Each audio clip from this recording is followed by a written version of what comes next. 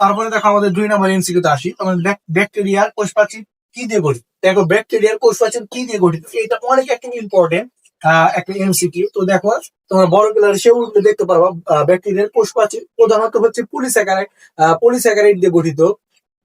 কিন্তু এখানে তোমরা হচ্ছে পলিস্যাকারাইড আছে, তারপরে হচ্ছে প্রোটিন লিপিড, এই দুইটা দিয়ে গঠিত। ব্যাকটেরিয়ার কোষ প্রাচীর কি দিয়ে গঠিত? প্রোটিন এবং লিপিড দিয়ে গঠিত। তো ব্যাকটেরিয়া শব্দের অর্থ কি তোমরা জানো?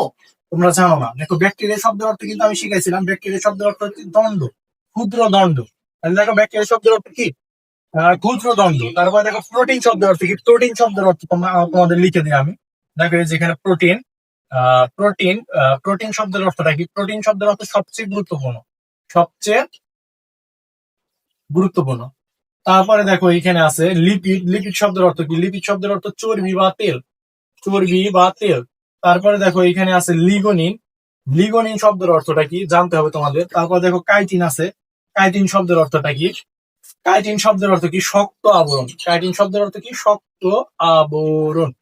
দেখো কাইটিন, কাইটিন কার কোষ প্রাচীর? দেখো ছত্রাকের কোষ প্রাচীর কি দ্বারা গঠিত? কাইটিন দ্বারা গঠিত, এটা কিন্তু আমরা জানি।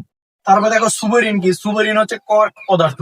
সুবেরিনটা কি? কর্ক পদার্থ। এগুলো হচ্ছে উদ্ভিদের কর্ক কোষে পাওয়া যায়, এটা হচ্ছে কর্ক পদার্থ। তারপর দেখো আছে গ্লাইকোজেন। গ্লাইকো শব্দের অর্থ হচ্ছে গ্লুকোজ। গ্লুকোজ, গ্লুকোজ বা চিনি।